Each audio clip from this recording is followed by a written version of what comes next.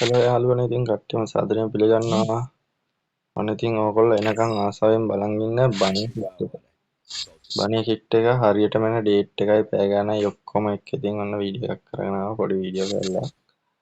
කට්ටිය ඉතින් එනකන් මග බලගෙන ඇඟිල්ල ගණන් කරගෙන ඉන්නේ.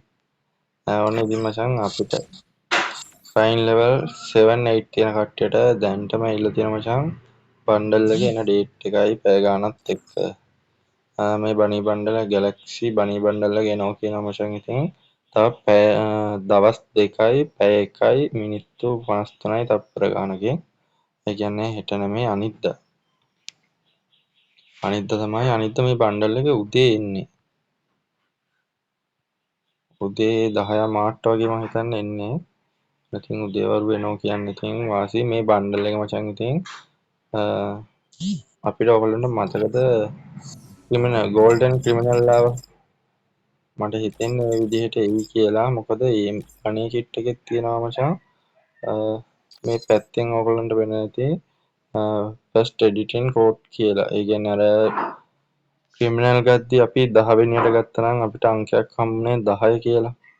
අන්න ඒ සිස්ටම් එකට මචං ඉතින් මේ ගැලක්සි බනී බණ්ඩල් එකේ ඒ විදිහට ඉතින් ගන්න එක්කනට කෝඩ් එකක් හම්බ වෙනවා. ඉතින් වාසියක් වෙයි ඒකත්.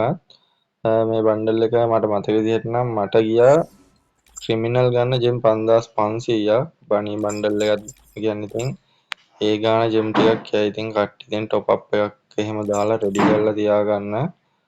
මොකද මේ බනී බණ්ඩල් එක වාසිය මචං. ආයි සුපිරි ලුක් එකක් තියෙනවා. ඉතින් ගන්න කට්ටිය දැම්ම ඉතින් টොප් අප් පාරක් දාලා ජෙම් ටික රෙඩි කරලා තියාගන්න සුද්දා. හරි එහෙනම් මේ බණ්ඩල් එක ගැන මම පොඩි ස්පීන් කරද්දි වීඩියෝ කැලකුත් අරගෙන එන්නම්.